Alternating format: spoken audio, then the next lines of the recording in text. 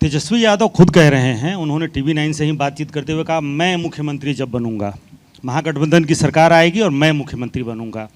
कई मंच से जब यात्रा चल रही थी, राहुल गांधी भी साथ में थे, उन्होंने कहा असली मुख्यमंत्री और नकली मुख्यमंत्री। जनता समझती है कि असली मुख्यमंत्री कौन है और नकली मुख्यमंत्री कौन है।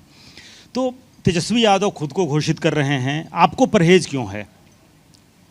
जबकि तेजस्वी तो कह रहे हैं कि प्रधानमंत्री बनेंगे, राहुल को प्रधानमंत्री भी घोषित कर दिया, चुनाव हो रहा है बिहार में विधानसभा का। तो दोबारा मैं कह रहा हूं, मैंने इस सवाल का जवाब पहले भी दिया है, आज भी दिया है, दोबारा मैं कहता हूं, बिहार के चुनाव में बिहार के जनता के मुद्दों को हम आगे रखना चाहते हैं।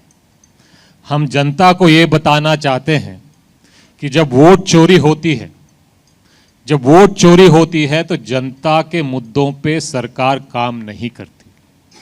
क्योंकि जब वोट चोरी कर कर कोई सरकार बनाता है, उसको पता है कि जनता नाराज होकर किसी और को वोट देगी, तब भी मैं उनकी वोट चोरी कर कर चुनाव चोरी कर लूंगा।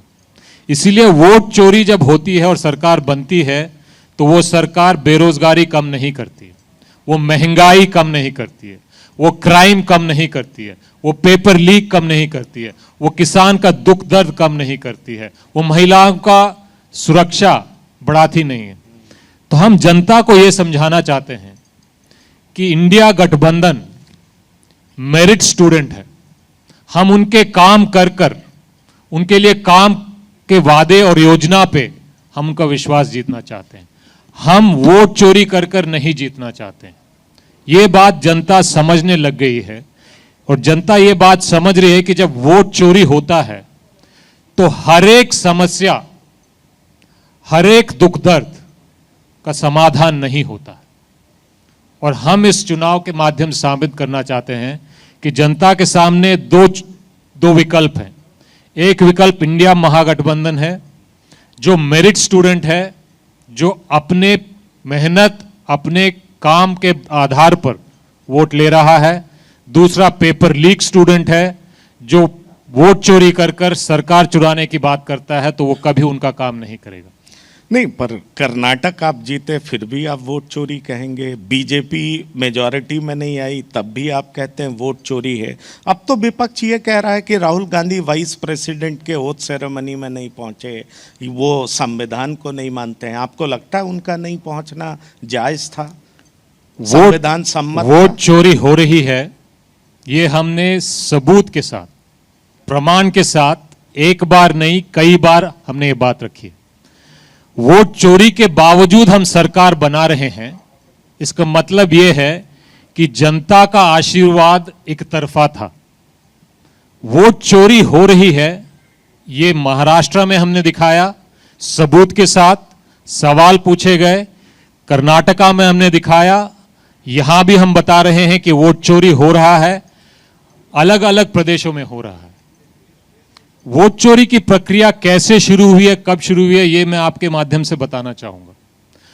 प्रधानमंत्री नरेंद्र मोदी और अमित शाह ने वोट चोरी का प्रक्रिया चुनाव आयोग और चुनाव आयोग के कमिश्नरों का चयन के प्रक्रिया से शुरू किया। क्योंकि अगर आप मैच फिक्सिंग करना चाहते हैं, तो सबसे आसान तरीका है कि तो पहले आप अंपायर को सेट करो। तो मोदी जी ने क्या किया, चुनाव आयोग के कमिश्नर के चयन के प्रक्रिया को सेट किया। मैच को फिक्स करने का काम, चुनाव को चोरी करने का काम वहां से शुरू हुआ। पहले चुनाव आयोग के चीफ इलेक्शन कमिश्नर और इलेक्शन कमिश्नर के चयन प्रधानमंत्री, चीफ जस्टिस ऑफ इंडिया और विपक्ष के दल के नेता चुनते थे। आपने चीफ जस्टिस को निकाला, बाहर किया प्रक्रिया से, अमित शाह को बिठाया। तो दो लोग जो बोलते हैं फैसला वही होता है। और उस प्रक्रिया के माध्यम से आपने अंपायर को फिक्स करने का काम किया है और उसका नतीजा हम सब के सामने सबूत के साथ हम बता रहे हैं। तो पहले अंपायर को सेट किया, फिर नियम कानून में यह बदलाव लेके आए कि अंपायर मैच फिक्सिंग करते हुए पकड़ा भी जाता है, गलती करते हुए पकड़ा भी जाता है, तो उस पर कार्रवाई नहीं हो सकती। ये कहाँ का नियम कानून है? नहीं वो नहीं, एक मिनट जी, पहले खत्म जी, करने दीजिए, जी। क्योंकि ये समझना जरूरी है। तो अंपायर को तो सेट किया ही किया, अंपायर चोरी करते पकड़ा जाएगा तो नियम कानून बदल के ये कह दिया है कि अंपायर पे कार्रवाई नहीं हो सकती। तो अभी जो अंपायर कर रहा है वो आपके सामने हमने बताया, महाराष्ट्र में ये हमने बताया कि इलेक्टोरल रोल वोटर लिस्ट में धांधली हुई है। फिर हमने कहा कि 5 बजे के बाद वोटिंग परसेंटेज अचानक बढ़ जाती है। लिखित में हमने इलेक्शन कमिश्नर ये फिक्स्ड अंपायर जो है उनको दिया। हमने बोला कि सीसीटीवी फुटेज आप पब्लिक को दिखाओ, हमारी बात मत माने, आपकी बात मत माने, जनता सीसीटीवी फुटेज देख के जनता फैसला करे। जो सेट अंपायर है, मैच फिक्स्ड अंपायर जो है, उसने क्या किया, सीसीटीवी फुटेज ना जनता को दिखाया, ना आपको दिखाया, ना हमें दिखाया, उसने सीसीटीवी फुटेज नष्ट कर दिया।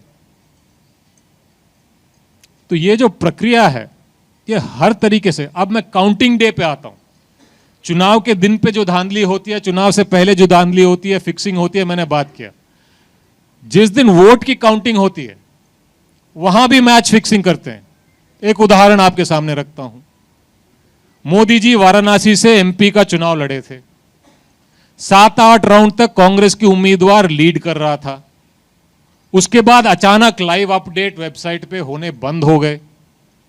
बाकी सीटों पे हो रहे हैं लेकिन बनारस में बंद हो गए और घोषणा हो गई कि मोदी जी लास्ट में जीत गए।